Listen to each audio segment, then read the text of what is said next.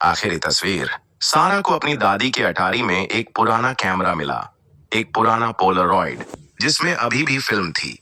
View finder धूल से भरा हुआ था, लेकिन काम कर रहा था और उसकी पुरानी सुंदरता ने सारा को इसे आजमाने के लिए प्रेरित किया। उसने सबसे पहले अपने बेडरूम की तस्वीर खींची। फ्लैश आश्चर्यजनक रूप से तेज था और जैसे ही फोटो विकसित हुई, उसने कुछ अजीब देखा। उसका कमरा सामान्य लग रहा था, लेकिन कोने में एक काली आकृति खड़ी थी जो तस्वीर लेने के समय वहां नहीं थी।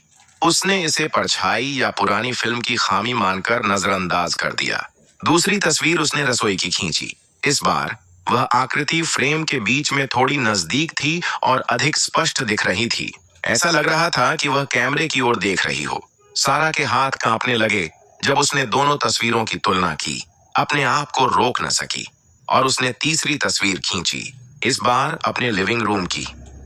अब वह आकृति स्पष्ट रूप से इंसानी आकार की थी और वहीं खड़ी थी जहां वह तस्वीर लेने के समय खड़ी थी। उसके चेहरे की विशेषताएं धुंधली थीं, लेकिन उसकी मुद्रा से लग रहा था कि वह उसकी ओर बढ़ रही है।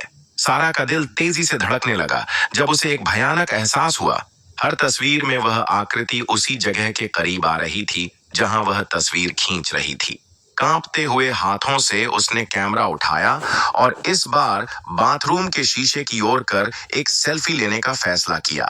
जैसे ही फ्लैश चमका, उसने अपनी गर्दन के पीछे ठंडी सांसें महसूस की।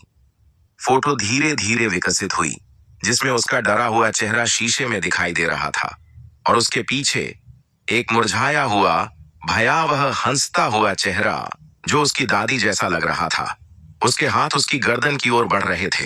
अगले दिन उन्होंने वह कैमरा ढूंढा जिसमें एक आखिरी फोटो की फिल्म बची थी, लेकिन उस आखिरी तस्वीर को लेने की हिम्मत आज तक किसी ने नहीं की।